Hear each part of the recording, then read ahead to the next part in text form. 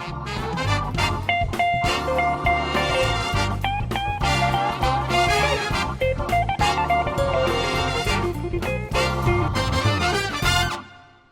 hi everybody, welcome back to Wild Women of Song, Great Gal Composers of the Jazz Era. I'm Pamela Rose.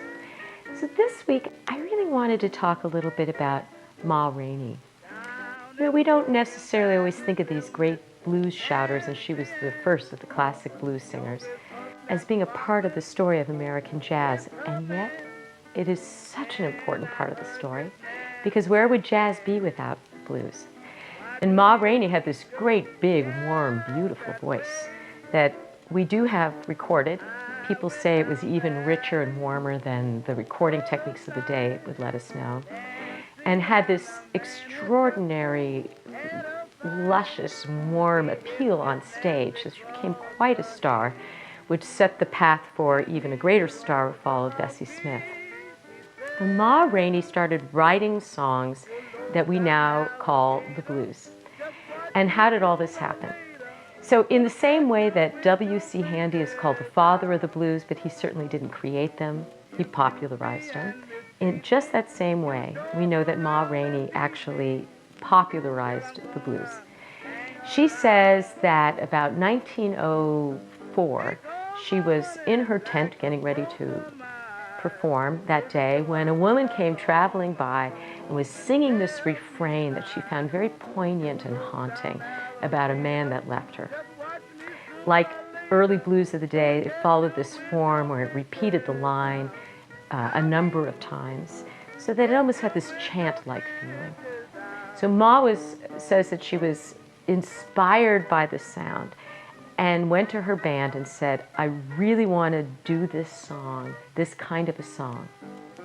And here's where I just wish I could have been, you know, a fly on the tent that Ma was explaining all this to her musicians too.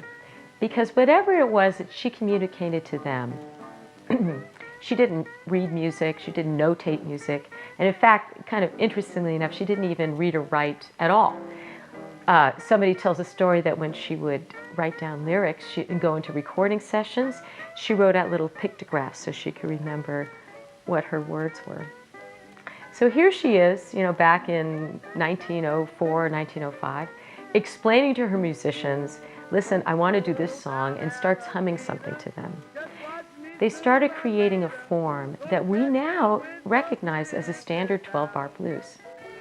Her songs were so fantastic in every way, and maybe the really fascinating thing we have to thank her for is that she helped to create this blues woman persona.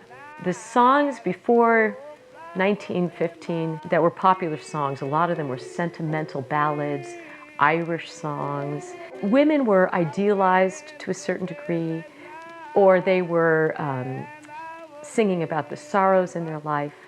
But until we started having these Ma Rainey tunes, she kind of, I think, set the stage for this kind of lyric that described this woman that perhaps wasn't entirely faithful to her man, that played around, that liked to drink, that liked to dance, that liked to have a good time, that was occasionally suffering from a broken heart, but just as easily could have been that mean-hearted woman that did that to her man.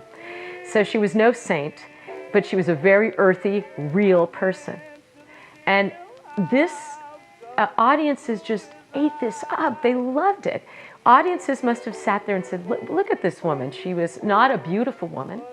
She was kind of short and a little stout. She had these gold-capped teeth and this, you know, kind of frizzy hair. But she would cover herself with as much jangly jewelry as possible to create a big impression on the stage. And she had this phenomenal charisma. And I think a lot of women listening to her songs said, yeah, I know just what you mean. I feel that way too. So my recommended listening is if you find some great Ma Rainey old recordings. There's so many that people really still love. But I love Barrel House Blues. It was one of her earliest recordings, and it has a great lyric where she just says all these elements of this blues woman that I've been talking about, where she says, you know, Papa likes to sport, but so does Mama in the lyric. So check that out. If you're enjoying hearing about this, be sure to subscribe to Wild Women of Song on YouTube. Tell your friends about it, and we love hearing from you.